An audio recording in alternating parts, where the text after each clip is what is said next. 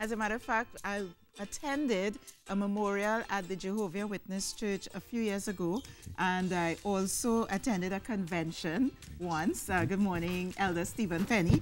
And so I really wanted to share some of what I experienced with the national community this morning. So with me is Ramesh Singh and Ricardo Acosta, representatives of the Jehovah Witness community. Good morning, gentlemen. Good morning. Good morning. Yes. Good morning. Good morning to all your viewers. Yes, so I thought it was very interesting, the memorial, when I attended. You know, it was the reenactment almost of the Passion of Christ, yes. The Passover more. Right. Explain, because I was a bit confused, but I'll leave it for you to explain. Okay, so what you probably would have observed would have been a brief assignment or talk before the actual passing of the bread and the wine. As you know, the bread is symbolized or represents Christ's body and the wine his blood. So at a point in time during the service, that would have happened. A brief prayer would have been said before each item would have been passed. Yeah. Much the same as it was done 2,000 years ago when he first instituted it. And this happens only at Easter time, or particularly at Easter time? It was Easter Sunday, actually. It was an Easter Sunday. Okay. And you would realize this year we have been distributing our invitation, inviting every family to our Memorial of Christ, but it's not on a Sunday. Right. This time it's on a Friday. The reason for that is because according to the Hebrew calendar, it is observed on Nisan 14th. So following that, how we calculate that date, to be very, very brief, is that starting with the spring equinox, we count 14 days. Right. That's when the new moon is sighted in Jerusalem. Okay. That takes us to the date Nisan 14th, which this year falls on Friday, the 19th. Oh, so it was just a coincidence that I attended on Easter Sunday on that year? That's right. Just as a nation would celebrate important events on the anniversary of its date, the Memorial of Christ's death is observed on the anniversary of his death. Okay. So how would the Jehovah Witness community commemorate Easter season, if at all?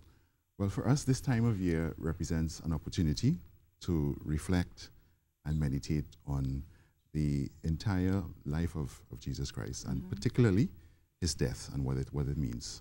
So in the days leading up to the actual memorial, which is on Friday, you'll find that individuals and families pay more than usual attention to things in the Bible, and activities surrounding what he would have done at that time, all culminating in the event on Friday. So this week, what happens this week, which we just spoke to Father George's, being Holy Week. Is it a Holy Week in the Jehovah Witness Church as well? There is more activity during this week. For example, today coincides with Nisan 9th, which would be the date in which Jesus came into Jerusalem. There were palm branches and so forth, and I saw you guys having fun with that. That's really nice. And the events lead up. Every day there's a portion of assigned Bible reading leading up to Friday, which is where Jesus said to keep doing this. That's the observance of his death in remembrance of him. That's the culmination of this entire week. The activity is that we are involved in mostly is inviting our neighbors. We try to get that invitation into the hands of every person, every family. So you're out on the streets, which is what most people know you for. We're out on the streets. We're doing. We're inviting persons by telephone, by letter writing. This week on Friday, the memorial will be observed at all Kingdom halls, at rented facilities such as community centers. It will be observed in prisons. It will be observed in fields. It's that serious for us. So what happens on Sunday? Sunday, we could go on the beach. Really? So, so there's no such thing as Easter Sunday in the Jehovah Witness faith? No, not really. Okay, very interesting. The memorial is on Friday. Right. And as Ramesh said, Jesus instructed us to commemorate his death. Right. And that's the occasion that. So the memorial could actually happen on a Tuesday or on a Wednesday, depending on how it falls. How it's calculated. Absolutely correct. Last year, for example, it was on Saturday. Yeah, it was a Saturday. It's very interesting. I never knew that. I didn't realize, because my first introduction was on Easter Sunday. So I said, guys, I got the invitation. I said, I'm going to church first and then I'll come to the memorial.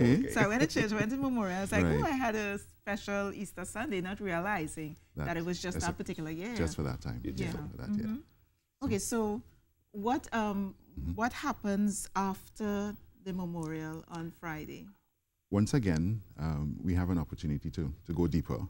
So as far as Jehovah's Witnesses is concerned, we continue to reflect on his life and the death as well, and how that impacts our lives. What are some of the activities that we continue to do so that we can mirror his personality and live in accord with the requirements that he set. Well, I'm going to have you gentlemen back on, because we have to talk about other things outside of, I know people have questions around Christmas and operations, you know, it's a lot, it's a lot. And our purpose here is really to inform, educate, and to provide some information on areas that perhaps didn't get the public attention before. So I want to thank you very much. We'd love to come back. Can I squeeze in one more? Yes, you may.